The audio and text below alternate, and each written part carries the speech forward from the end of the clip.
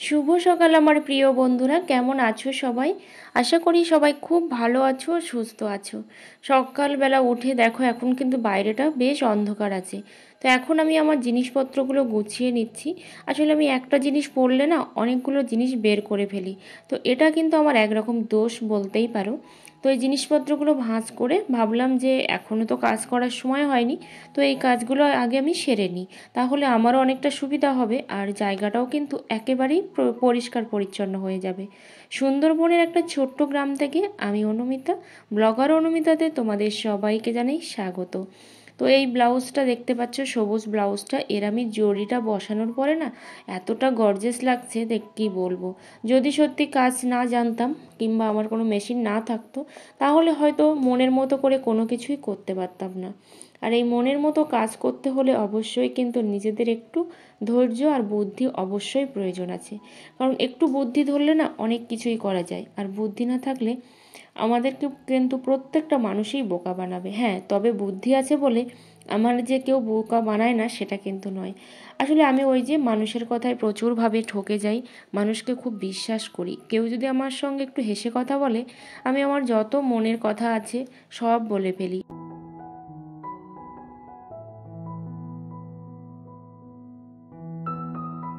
আসলে মানুষকে অত সহজে বিশ্বাস করাটাও ঠিক নয়, কারণ এই মানুষই কিন্তু মানুষের ক্ষতিটা সব থেকে বেশি করে।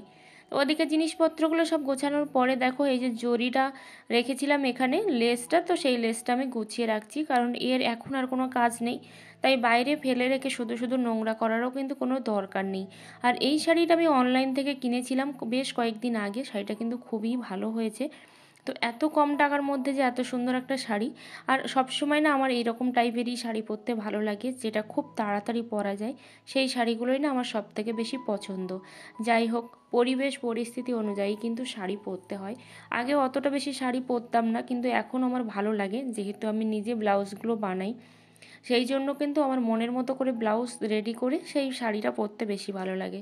তো পরপর দেখো দুটো শাড়ি কিন্তু আমি এখানে কানা সেলাই করে নিলাম। এই শাড়িটার কিন্তু কানা সেলাই ছিল, কিন্তু এতটা পরিমাণে ব্লাউজের পিসটা রাখা ছিল, অন্য দোকান থেকে করা ছিল তখন, তো সেই জন্য কিন্তু কেমন লাগছিল দেখতে, সেই জন্য এটা আমি কেটে বাদ দিয়ে আবার করে কিন্তু সেলাই করে নিলাম।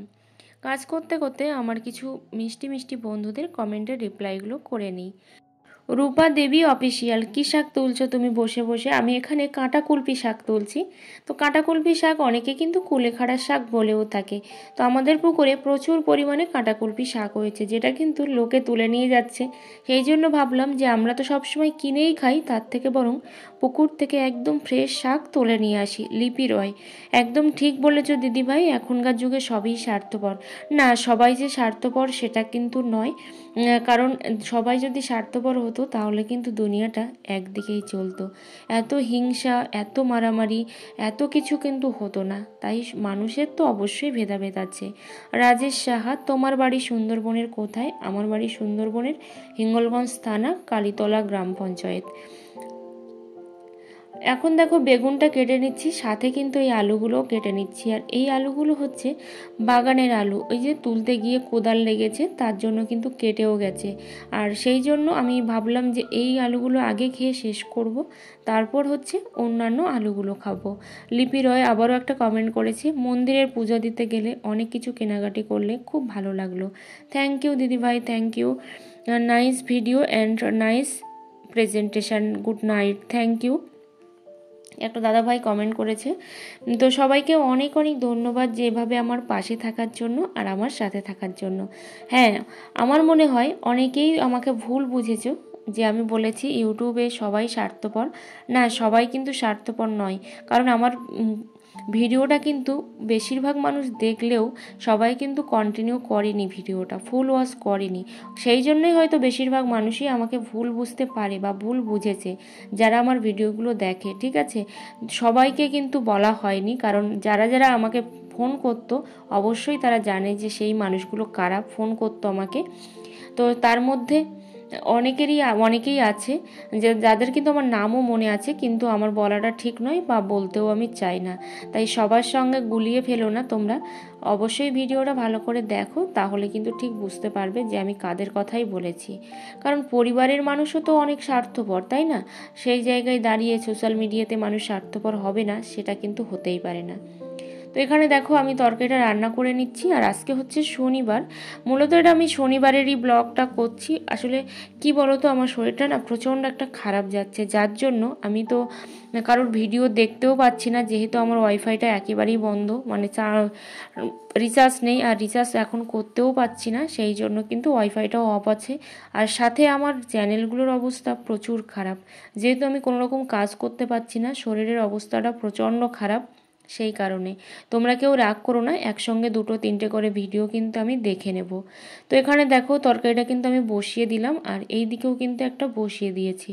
ওই যে আগে রান্না করতাম 8টার মধ্যে, এখন কিন্তু 10টা-12টা বেজে যাচ্ছে, রান্না আমি শেষ করতে পারছি না, কারণ আমার শরীরে পেরে উঠছে না, কেন জানি না এমন হচ্ছে। সবসময় মনে হচ্ছে একটা ক্লান্তি ক্লান্তি ভাব, যে আমার চলবেই না, এরকম ব্যাপার। এখানে আলু বেগুন আর দেখো হচ্ছে ভাজা করছি। আলু বেগুন ভাজাটাও বেশ ভালো লাগে, সেই জন্য আলু বেগুনটা ভাজা করছি। আর সাথে এদিকেও কিন্তু দেখো পুঁইশাকের মিটুলি আর আলু আছে, এগুলোও কিন্তু ভাজা করব। আর সাথে দেখা যাক কি একটা তরকারি রান্না করব, ভাবছি আলুর ডাল করব নাকি ডাল করব, সেটাই ভাবছি। যেটা রান্না করব সেটা অবশ্যই তোমাদেরকে দেখাবো। টমেটোগুলো দেখো এখানে হচ্ছে আমি কেটে নিচ্ছি, কারণ প্রথমে ভাবছিলাম আলুর ডাল বানাবো, কিন্তু পরে দেখলাম না, যে আলুর ডাল বানাবো না, আমি বরং একটু আলুর দম করি। তো সেই জন্য দেখো টমেটোগুলো কেটে একেবারে সব মিক্সিতে দিয়ে দেবো। আগে একবার ধুয়ে নিয়েছি, তারপর আবারও কিন্তু দানা বের করে আমি ধুয়ে নেব। আর আলুর দম আমি ভালো বানাতে পারি এটা বলবো না, কিন্তু আমি ভালোই বানাই তো সেটা বেশিরভাগই ভালো লাগে কিন্তু ফ্রাইড রাইস দিয়ে। তো ফ্রাইড রাইস তো এখন আর হচ্ছে না, কারণ হচ্ছে ফ্রাইড রাইসের উপকরণগুলো নেই, আর সাথে হচ্ছে আমার ভাতও রান্না করা হয়ে গেছে, সেই জন্য। তো এখানে দেখো দানাগুলো বের করে নিচ্ছি, যাতে করে টকটা একটু কম লাগে। দানা বের করে নিলে কিন্তু টকটা কমই লাগে, বেশ ভালোও লাগে, আমার তো খেতে ভালো লাগে। তারপর দেখো এখানে লঙ্কাগুলোও দিয়ে দিচ্ছি, একেবারেই কিন্তু মিক্সিংয়ে দিয়ে দেবো, তাহলে আমারও সুবিধা হবে, আর আলাদা করে কিন্তু আর কাটাকাটিও করতে হবে না বা বাটাবাটিও করতে হবে না। আর আমার ভিডিওগুলো তোমাদের কেমন লাগছে অবশ্যই কিন্তু কমেন্ট করে জানাতে ভুলো না। একটা ফুল গাছ যেমন একদিনে ফুল ফল কিছুই দেয় না, তার জন্য কিন্তু অনেকটা পরিচর্যা করতে হয় আমাদের।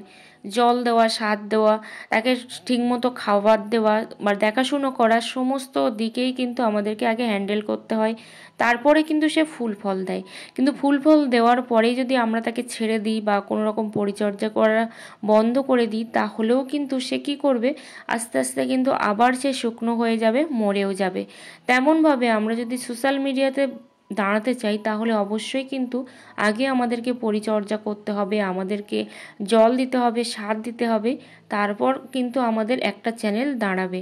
তার জন্য আমাদের কিন্তু একটা ফুল গাছের মতো অনেকটাই কিন্তু ধৈর্য ধরতে হবে, ধৈর্য ধরে তারপর ফুল ফলের আশা কিন্তু করতে হবে।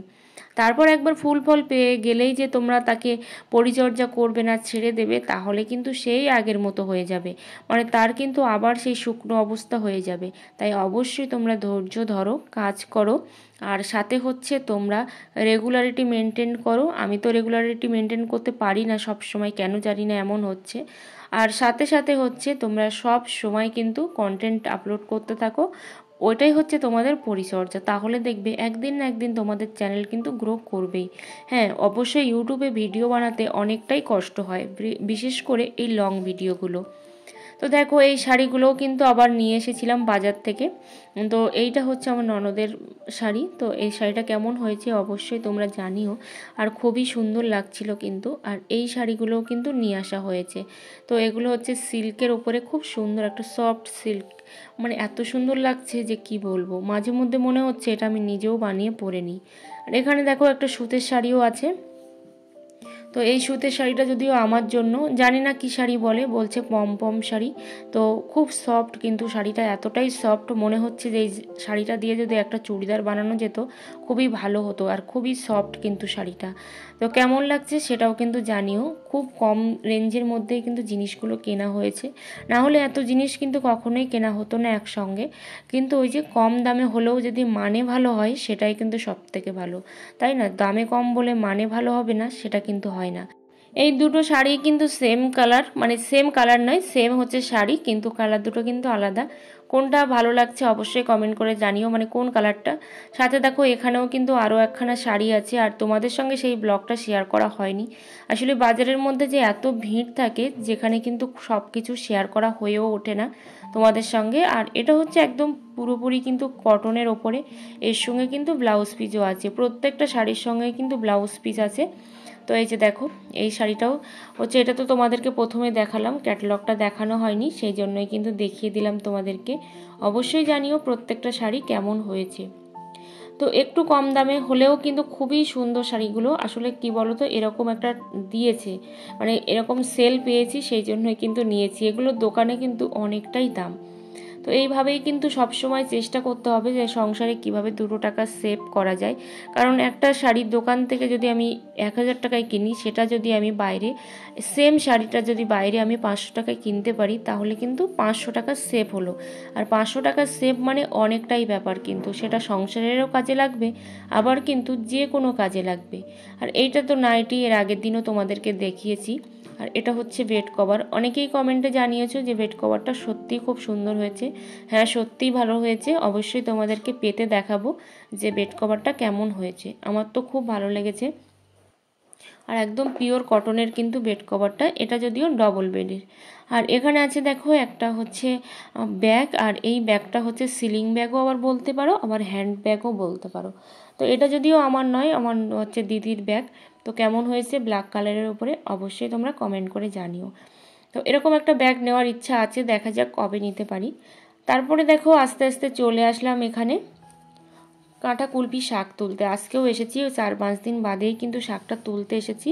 আর এখন বাজে প্রায় 11টার কাছাকাছি। এত পরিমাণে রোদ্দুর পড়েছে যে বাইরে কিন্তু ঠিকঠাক করে বের হওয়া যাচ্ছে না। আসলে এইখানে অনেকটা গাছের ছায়া পড়েছে, তো সেই জন্য কিন্তু রোদ্দুরটা বোঝা যাচ্ছে না, কিন্তু প্রচুর পরিমাণে কিন্তু একটা রোদ্দুর বাইরে। আসলে যেদিন কুয়াশাটা বেশি পড়ে সেদিন কিন্তু রোদ্দুরটাও বেশি পড়ে।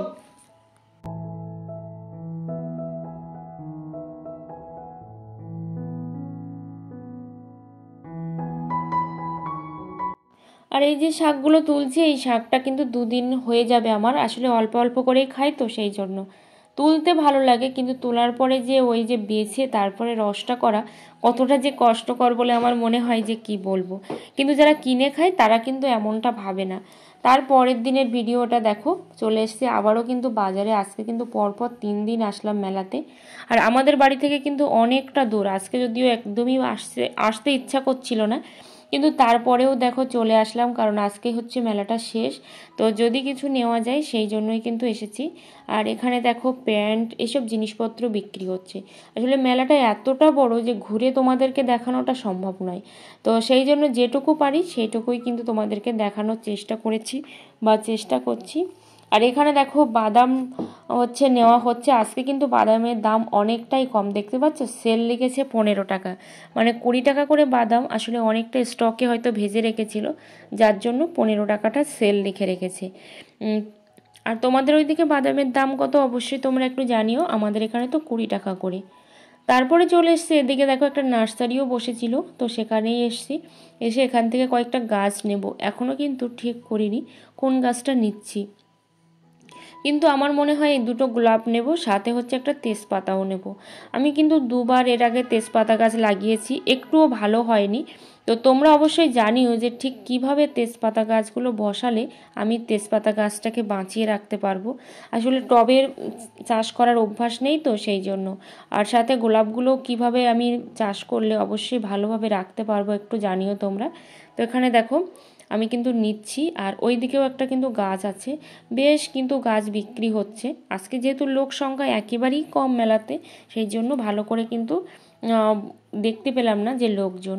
এখানে দেখো জিলাপি ভাজা হচ্ছে, আর আজকে কোনো মিষ্টির দোকানেই নেই, মাত্র 3টে মিষ্টির দোকান।